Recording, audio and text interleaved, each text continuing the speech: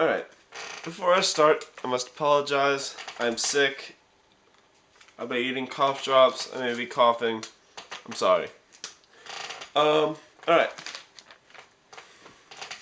Many good speeches in the past have been catastrophically ruined by a single remark or a single statement that offended someone. Offending your audience is the single fastest and easiest way to lose any positive connection with the people you're speaking to. An example of this is Joe Biden. When he was talking about 7-Eleven gas stations in an interview, he said you need a Indian accent and to speak Hindi just to go into the convenience store, which is very stereotypical and offensive. Anything he said after that, people pretty much ignored because they weren't concentrating on what he had to say. They were concentrating on what he had just said, thinking, "Oh wow, he just insulted Indians." This brings up the three things you need to avoid in a speech. The three isms. The first one is ethnocentrism, and this is the belief that our way of life is the best way and anything else is kind of substandard. I've been on a lot of construction mission trips, and the people we work for don't want our pity. They want our help.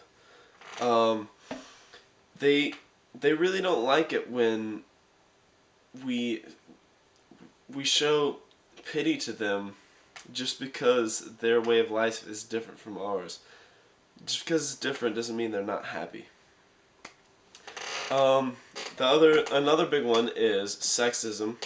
Obviously, this is discrimination towards a particular sex, either male or female. Generally against female, but it goes either way.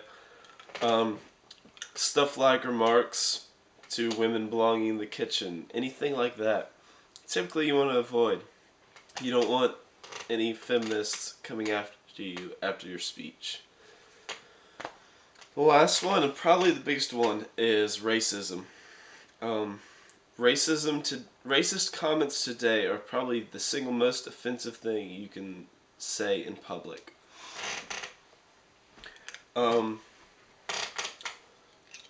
Big thing to typically avoid is stereotypes. Although some of them may be considered positive, such as Asians are good at video games or good at math. Just because it's seemingly positive stereotype doesn't mean that people enjoy them. People don't like to be labeled to a certain group and to fit stereotypes. Just generally looked down upon. Typical good thing to do with a diverse audience is set your morals to a universal standard. And what I mean by this is don't just go off of your Christian views or any Muslim beliefs. Go off of what is publicly accepted today and to society.